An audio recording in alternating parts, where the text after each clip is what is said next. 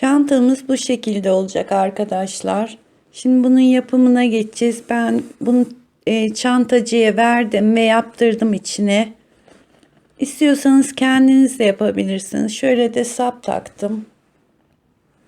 Bakın alt kısmı böyle.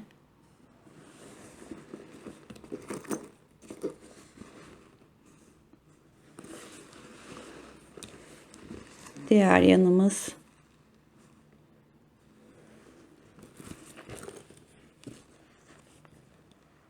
Ekrana tam sığmıyor arkadaşlar. Şöyle göstermeye çalışacağım.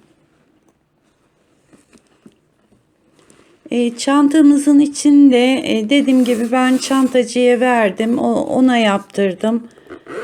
Ama makineniz varsa trikoya dikecek. Bu şekilde yapabilirsiniz.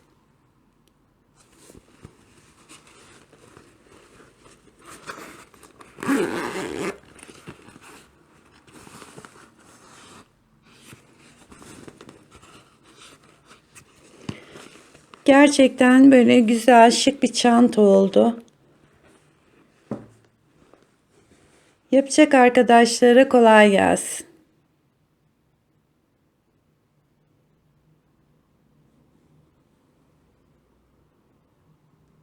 Merhaba arkadaşlar. Bugünkü çalışmamızda da sizinle Instagram'da gördüğüm Karadenizce'nin sayfasında Deniz Hanım yapmış bu çantayı çok beğendim. Sizlerle birlikte yapmak istiyorum. İpim Himalaya'nın Setelux ipi. Tığ numaram da 3. Şimdi ben 100 tane zincir çekerek hazırlık yaptım. Normalde 98 falan yetiyor. Zikzak örneği yapacağız arkadaşlar. Hatta önce şöyle bir şablonda göstereyim. Kenarımızda 4 tane sık iğne olacak fakat diğer bütün sık iğnelerimiz 6. Sadece kenarlarda 4'er tane sık iğne var. Diğer bütün sık iğnelerimiz 6 olacak. Bildiğimiz normal zikzak örneği. Fakat bunun yan taraflarında her sıra birer tane artırarak gideceğiz. Aralar sabit, sağ ve sol tarafında her sırada birer tane ilmeğimiz artacak.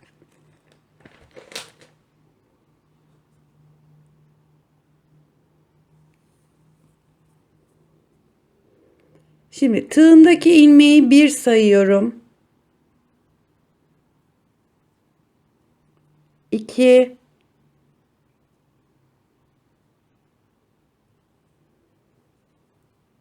3 ve 4. 4 tane sık iğne yaptım. Şimdi buradaki zincirimizin içine 3 tane sık iğne yapıyoruz. Artırmayla başladık. Şimdi arada 6 tane 1 2 3 4 5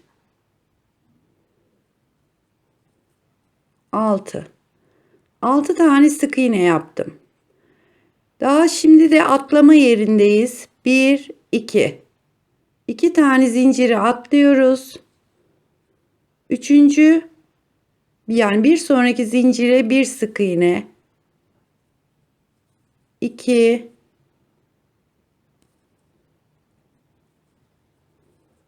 3 4 5 ve 6. Şimdi artırma yerindeyiz arkadaşlar. 3 tane aynı zincirin içine 3 tane sık iğne.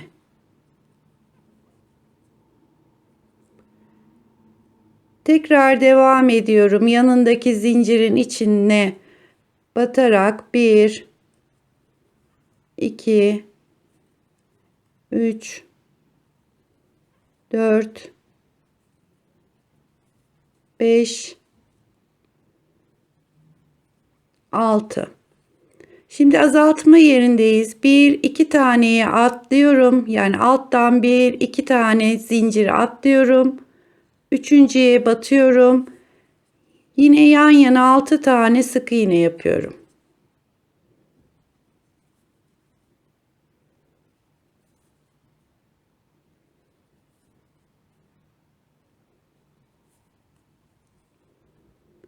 Artırma yerine geldiğimiz zaman aynı zincirin içine 3 tane sık iğne.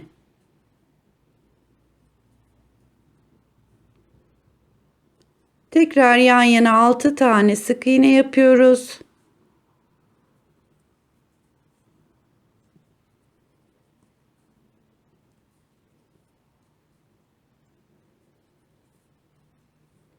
Azaltma yerine geldiğimiz zaman da 1-2 tane atlayıp üçüncüye batıyorum. 2 3 4 5 6.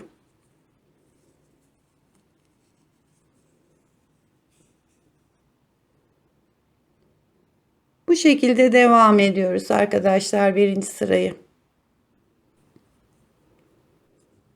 Evet, şurada azaltmamı yaptım. 6 tane sık iğne yaptım. Şimdi sıranın sonu yine artırmayla bitecek arkadaşlar. 1 2 3 ve kenarımızda 4 tane sık iğne. 1 2 3 4 ve şurada bir zincirimi çekeyim.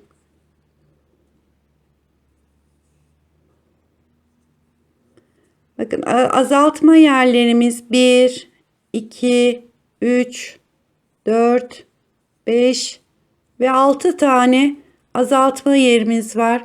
7 tane de tepe noktamız var. Yani buralara üçer tane battığımız artırma yerlerinden de 7 tane. Şimdi bir zincirimi çektim. Geri dönüyorum. Hemen dibindekine değil, yanındakine batıyorum. Tığımdaki 1. Bunu 1 olarak sayıyoruz. Çektiğimiz zinciri 2 3 4 ve 5.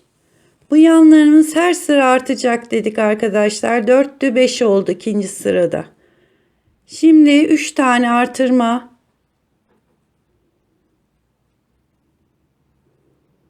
Ve devam ediyorum. 6 tane sık iğne. 1 ve zincirlerin arka noktalarına batıyorum. Bakın ortalarına değil, şu arkalarına.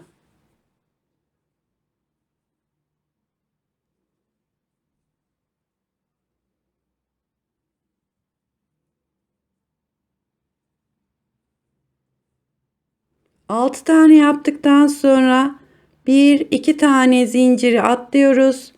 Üçüncüye. Yani bütün ilmeklerin şu arkalarına batarak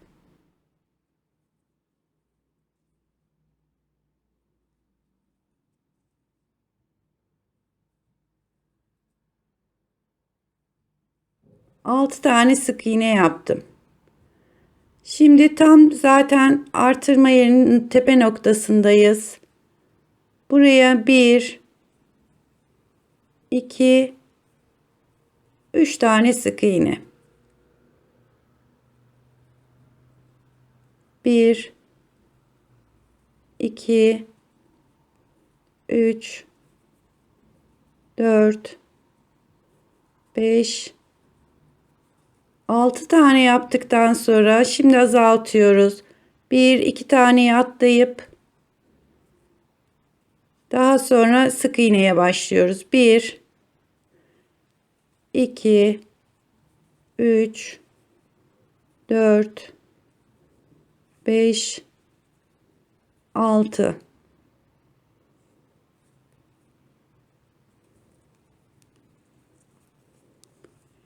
Ve bakın tepe noktasına geldik. Yine 3 tane sık iğne.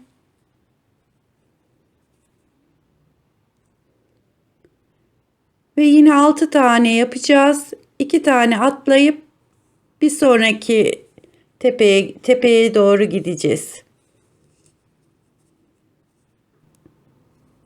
Evet, sıramızın sonundaki tepe noktaya geldik. Buraya 3 tane yapıyorum. Şimdi sıra başında 5 tane yapmıştık. Bu kenarda da 5 tane sık iğnemiz olacak. 2 3 4. Ben kenarları düzgün çıksın diye arkadaşlar şöyle ön taraftan giriyorum. Alıyorum ve 5.'mi de yaptım. Bir zincir çekiyorum, geri dönüyorum. Her sıra artacak dediğim için bu sıra tığımdaki birinci ilmeğim. 2 3 4 5 ve 6. Kenarımız 6 ilmek oldu. Tepe noktasına geldim. 3. Şimdi aşağıya iniyoruz.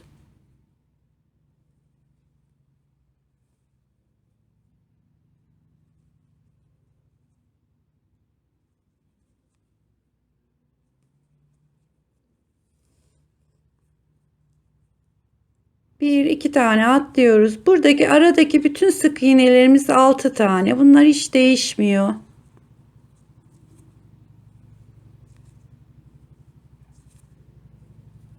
Altı ve tepe noktasına geldik.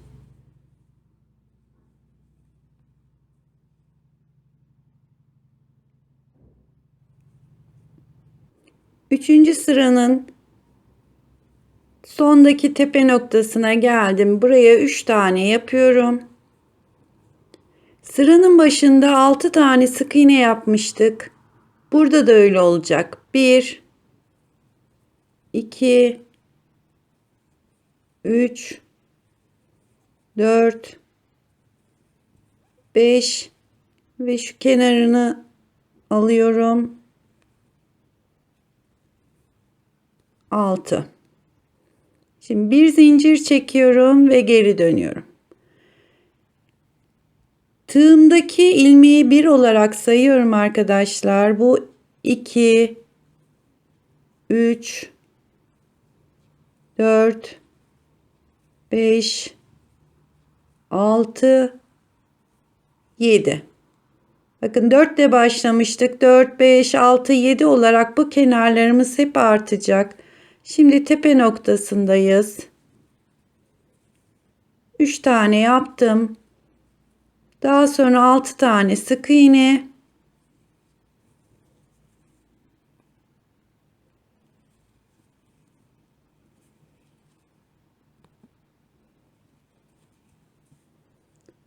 Ve 2 taneyi atlıyorum.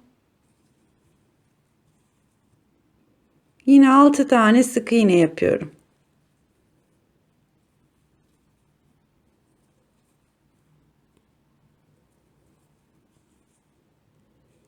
Tepe noktasına geldiğimiz zaman 3 tane artırma.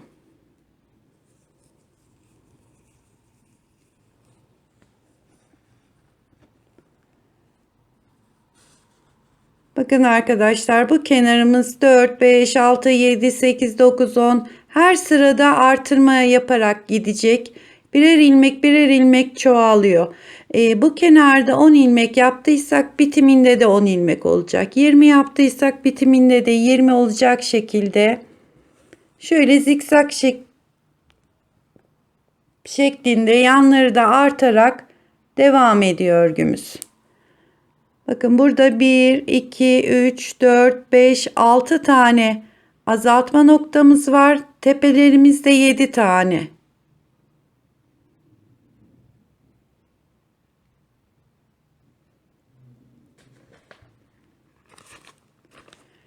Şimdi bu kenarlarımız böyle artarak gidecek. Ta ki şu artırma noktamız 40 tane olana kadar. Yani bakın şurada sayılıyor zaten. 1, 2, 3, 4. sıradayız. 4. artırmamız. Bu 40 tane olana kadar bu şekilde devam ediyoruz. 40 tane artırma yaparak tamamladım. Şu anda 41. sıradayım. Bakın yanlarımız şu şekilde. Yani 4 ilmek başlayarak geldik. Şu anda 43 veya 44 ilmeğim olacak. 41. sıradayım arkadaşlar. Burada şu tepe noktalarını, sadece tepe noktalarını alarak birleştirme yapacağız.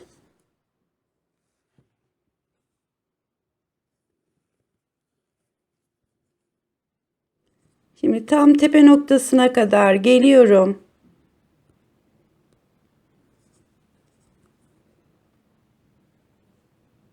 Bakın şurası tam tepe noktamız. Buraya bir sık iğne yaptım. Daha sonra diğer tepe noktasına geçiyorum.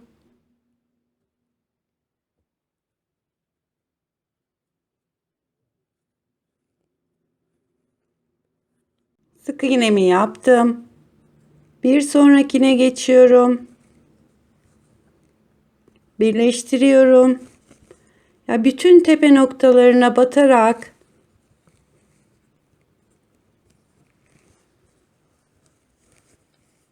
çantanın tabanında bu üçgen kısımları birleştiriyorum.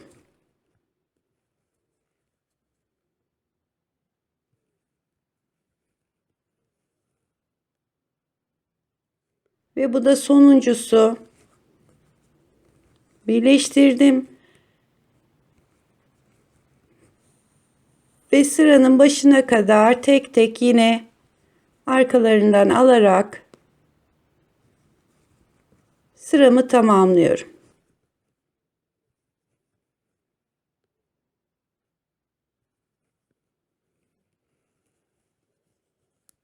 Bakın çantamız şurası şöyle yelpaze şeklinde olacak arkadaşlar.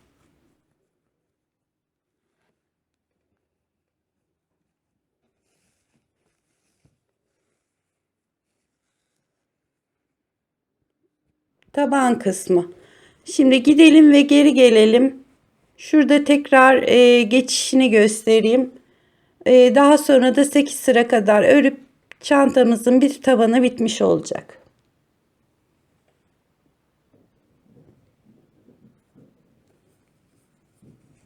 Evet, şimdi şu birleştirme yerine geldiğimiz zaman yine bu ilmeklerin arkasından alarak örgümüze devam edeceğiz.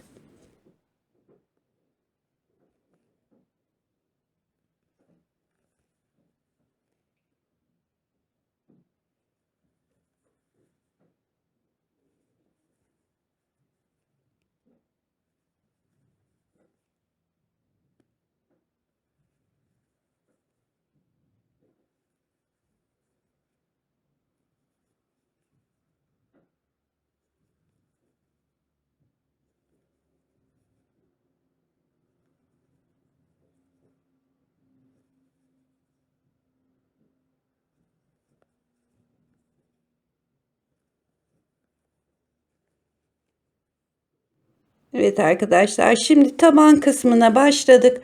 8 sıra kadar da aynen bu şekilde dümdüz devam edip şu kalınlıkta bir şey oluyor. Taban kısmını da böyle tamamlayacağız. Evet arkadaşlar, tabanda 8 sıra yaptım. Burası tabanın tam orta noktası. Bakın şöyle.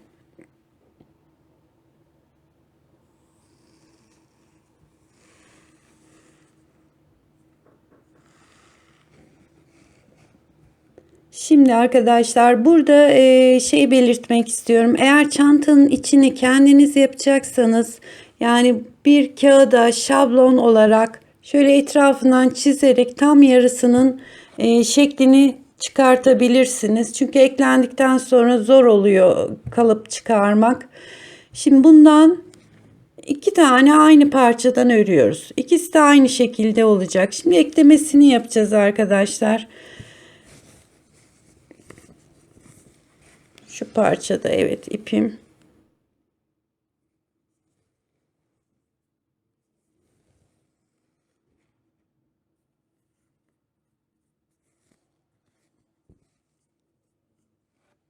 Ben tığla ekleyeceğim ama isterseniz dikerek de ekleyebilirsiniz.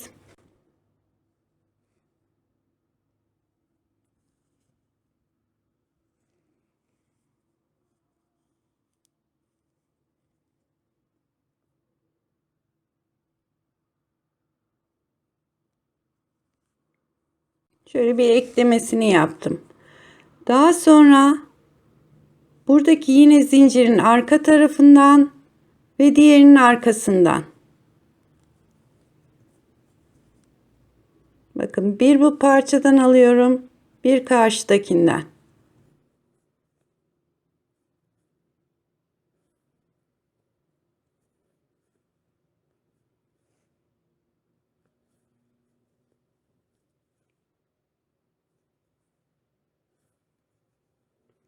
Bunu aynı şekilde iğneyle de yapabilirsiniz.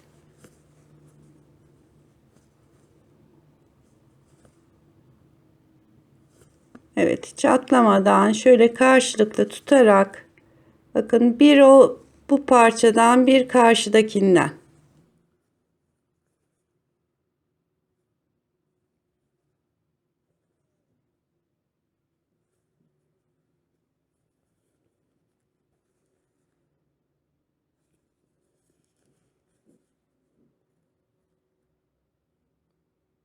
Bakın sonuna kadar bu şekilde ekleyerek gidiyoruz.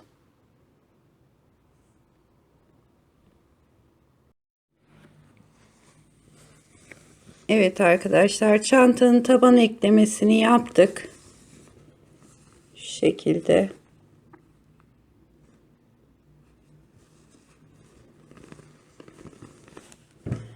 Bakın çantamız şu anda şöyle.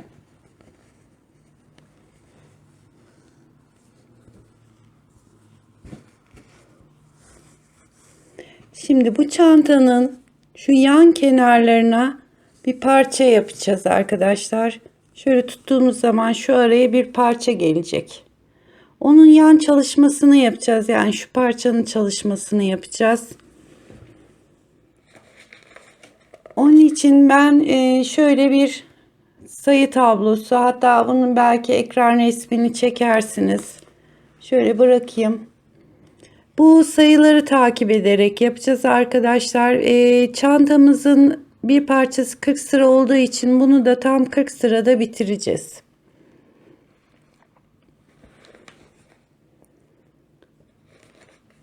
Şimdi 17 zincir çekip 1 2 3 4 sıra 16 tane sık iğne yapıyoruz. Sonra 5. ve 6. sırada birer tane artırıyoruz. 18 oluyor. Bir sıra artırmadan gidip geliyoruz. Daha sonra 9 ve 10. sırada birer tane artırıyoruz. 20 oluyor. Bir sıra hiç artırmadan gidip geliyoruz. Yani 4 sırada bir artırmalar yaparak sayımızı 26'ya kadar çıkacağız. Şimdi ben 4 sıra bir 16 tane sık iğneden yaptım. Şimdi 5. sıradayım.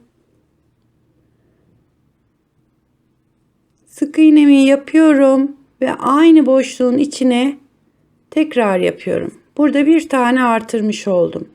Hep sıra başlarında artıracağız. Sonlarda artırma yapmayacağız. Bakın şurayı tekrar göstereyim. Tığımdaki birinci ilmeğim. İkinci ilmeğim. Aynı yere tekrar batıyorum. 3 4 5 6 7 8 9 10 11 12 13 14 15 16 ve kenardaki ilmeğimi alıyorum. 17. Bir zincir çekiyorum ve geri dönüyorum. Tekrar sıra başındayım. Artırmamı yapıyorum. Aynı yere tekrar batıyorum. 3 oldu.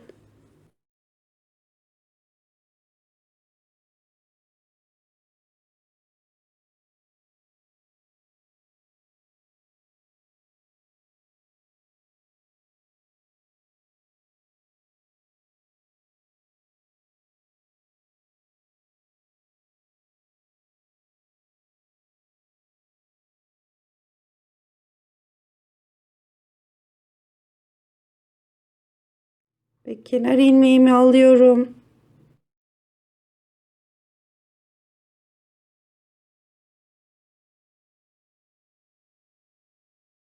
18. Şimdi 5 ve 6. sırada 18'e ulaştık. 7 ve 8. sıra 18 olarak öreceğiz. Yani burada hiç artırma yok.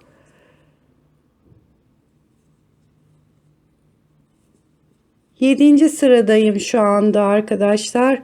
18 olarak öreceğim.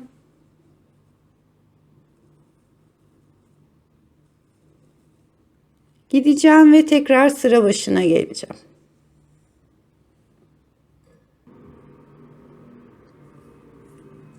Dokuzuncu sıradayım arkadaşlar. Tığımdaki 1, 2. Tekrar aynı yere batıyorum. 3, 4, 5, 6, 7, 8, 9, 10, 11, 12, 13, 14, 15, 16, 17, 18 ve kenar ilmeğimi alıyorum. 19. Dönüyorum. Şimdi 10. sırayı yapıyorum ve sayımız 20'ye çıkacak. 1, 2, 3, 4, 5. Sayımız 20'ye çıktı arkadaşlar. Daha sonra bir sırada 20 olarak gidip geleceğiz.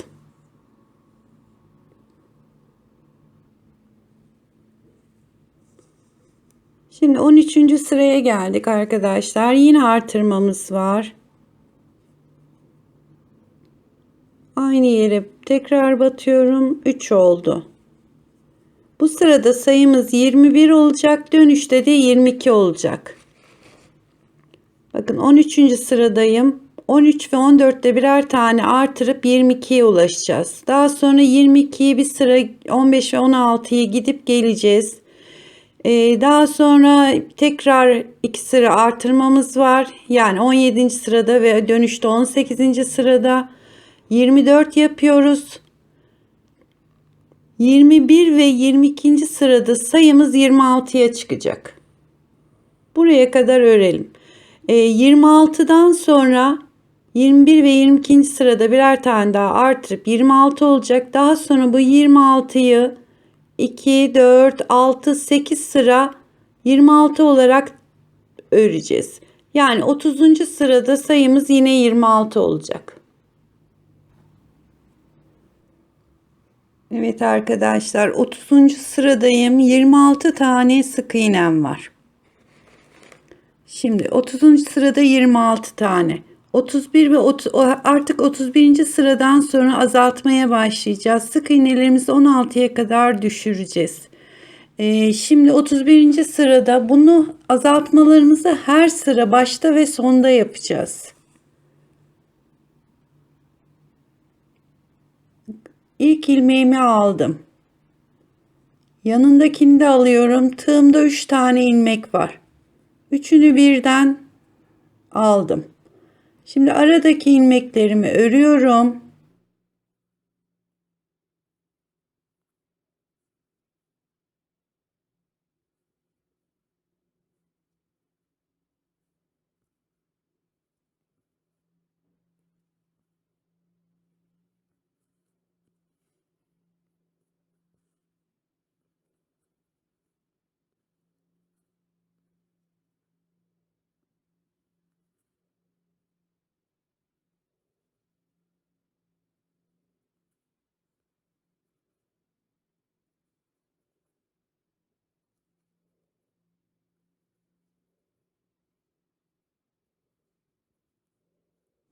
Evet, sonda 2 ilmeğim kaldı.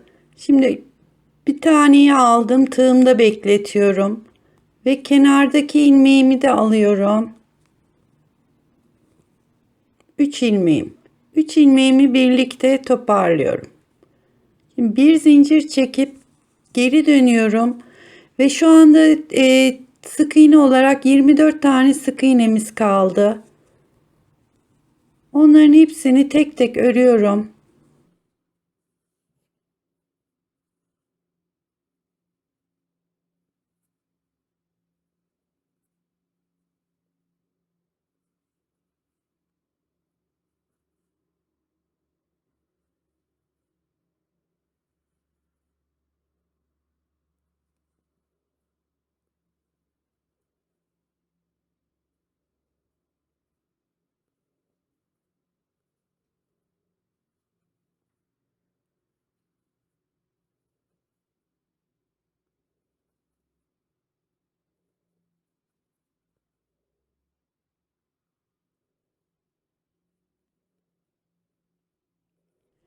Tekrar ön yüze geldiğimiz zaman yine azaltma yapacağız. Hem başta hem sonda. Üçüncü ilmeğimi de aldım. Üçünü birlikte toparlıyorum. Tek ilmeğe indi.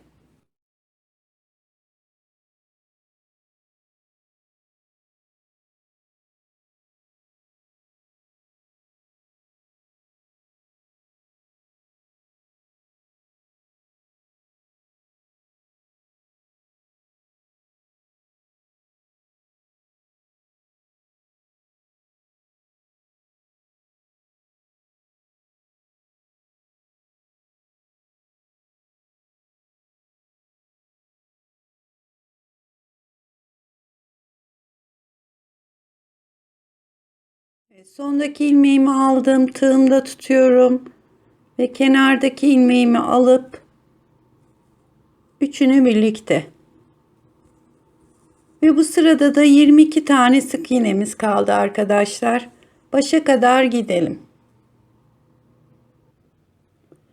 Tekrar ön yüze geldik arkadaşlar. Şu anda 35. sıradayız. Yine azaltma yapacağız. İlmeğimi aldım ve üçüncü ilmeğimi de aldım. 3 ilmeği birlikte alıyorum.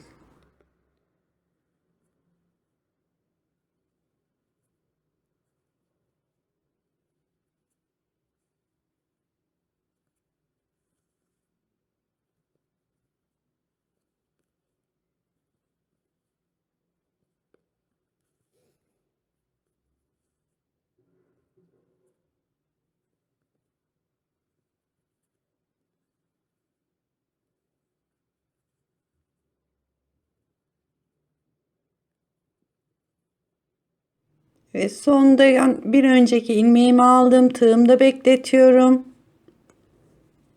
Kenar ilmeğimi de aldım. Üçünü birlikte tek ilmeğe indim. Bir zincir çekip tekrar dönüyorum. Şimdi 20 ilmeğimiz kaldı. Bakın sayarak gidelim. 1 2 3 4 5 6 7 8 9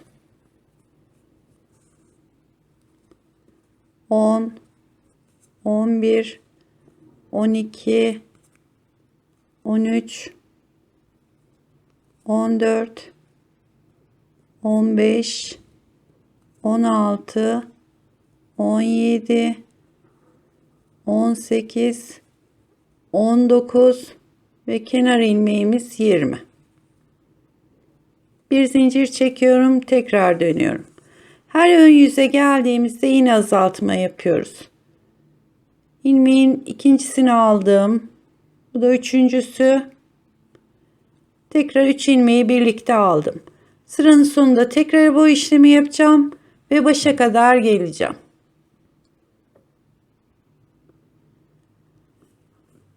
Evet arkadaşlar, artık son azaltmamızı yapıyoruz.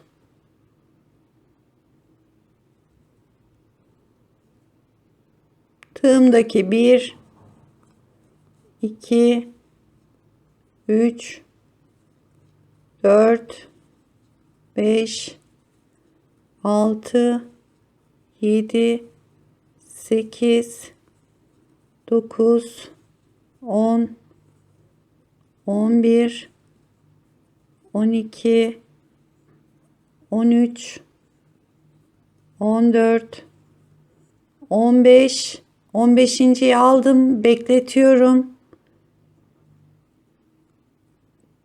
ve kenardaki ilmeğimi de alıyorum. Şu anda 16 tane sık iğnemiz oldu. Ve bu da bitiş sırası, son sıranın başına gidiyorum. 1, 2,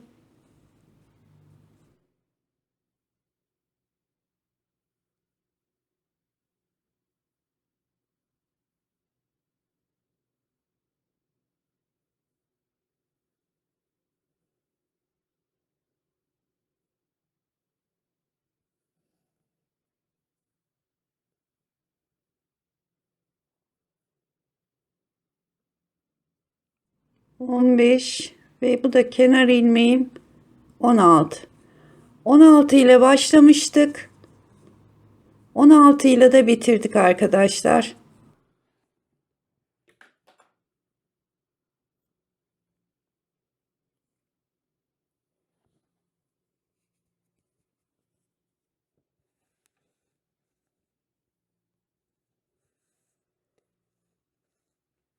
Şöyle göstereyim. Artırarak gittik. Daha sonra belirli bir miktarda düz gittik ve azaltarak 16 ilmekte de bitirdik. Şöyle bir parça oldu. Burası tabanımız. Bu 16 ilmeğin 8 tanesi ön parçanın, 8 tanesi arka parçanın. Bundan bir parça daha yapacağız ve bu arada bunun da şablonunu çizebilirsiniz arkadaşlar. Astar için lazım olacak çünkü. Evet, iki tane yan parçayı da hazırladıktan sonra bakın şurası tam orta noktamız. Şu parçamızı alalım.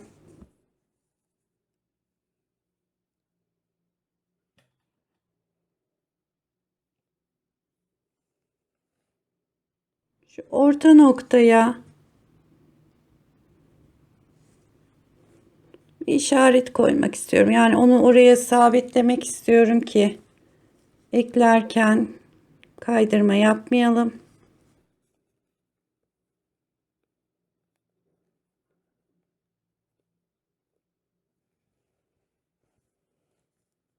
Şimdi 8 ilmek, şurada 8 sıra zaten fazla örmüştük taban için. O 8 ilmeğin 8 sıraya denkliyoruz. Daha sonra da arkadaşlar ilk başladığımız nokta, iki ucu birlikte birbirine denk getirip isterseniz iğne ile dikebilirsiniz. İsterseniz de ben sık iğne ile ekleyeceğim.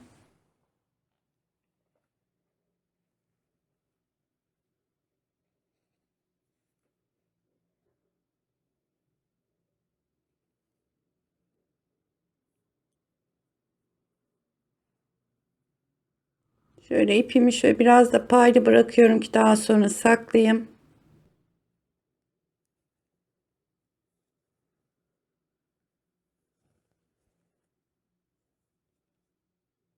Bakın şöyle karşılıklı getiriyorum.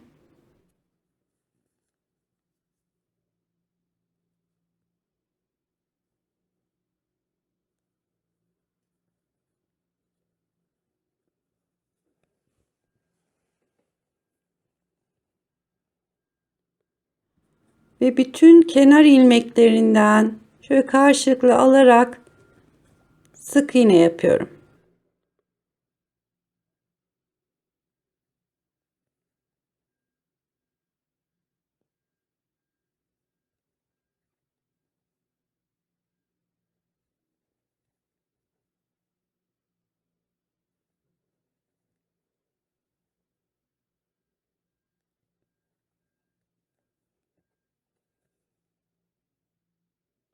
Dediğim gibi yani şu çizgileri de sıralarınızı yaparken şu çizgileri de kaydırmadan eklerseniz daha muntazam olacaktır.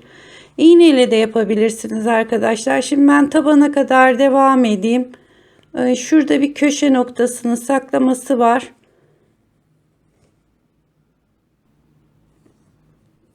Evet arkadaşlar, şu tabanın yarı kısmı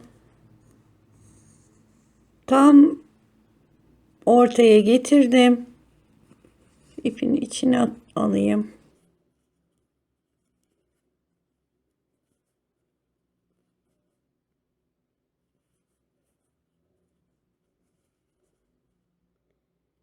Bakın eklerken şuradan ekledim.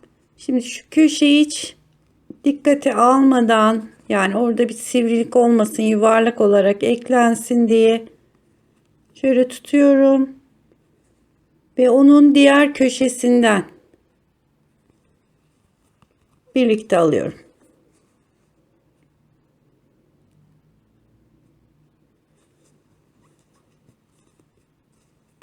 Taban kısmında ekliyoruz. İşaret koyduğumuz yer yarı, tam yarısıydı zaten tabanın.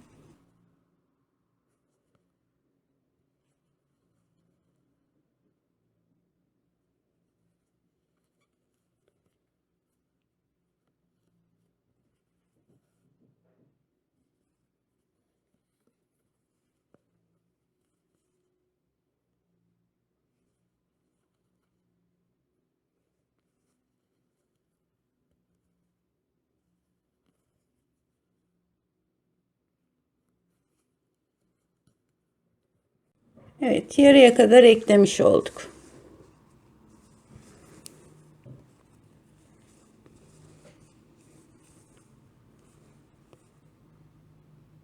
Şu parçada diğer tabanın diğer yarısı, daha sonra da şu ucuna kadar da bu tarafa ekleyeceğiz.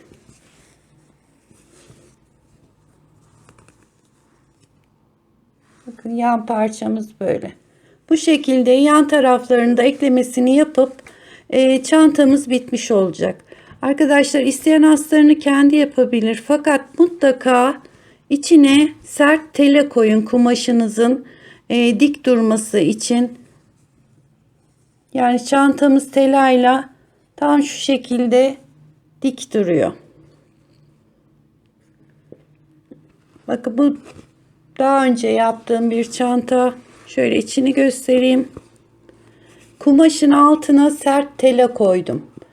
Yani sert durması için, şöyle dik dursun istiyorum çantamızı.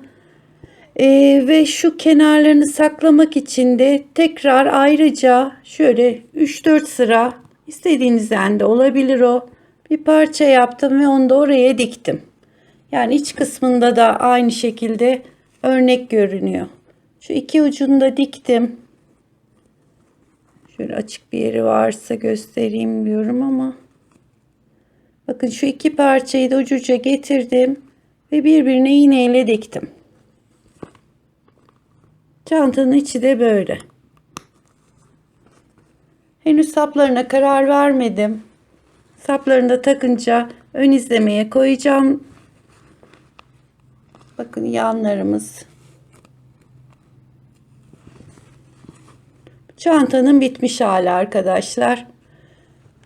İsteyen kendi yapabilir içinde. İsteyen de çantacıya götürüp yaptırabilir. Büyük bir ihtimalle ben diğerini çantacıya yaptıracağım. Çünkü içi bayağı oyalıyor.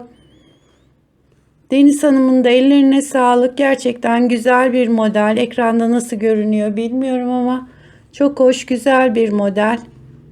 Yapacak arkadaşlara kolay gelsin.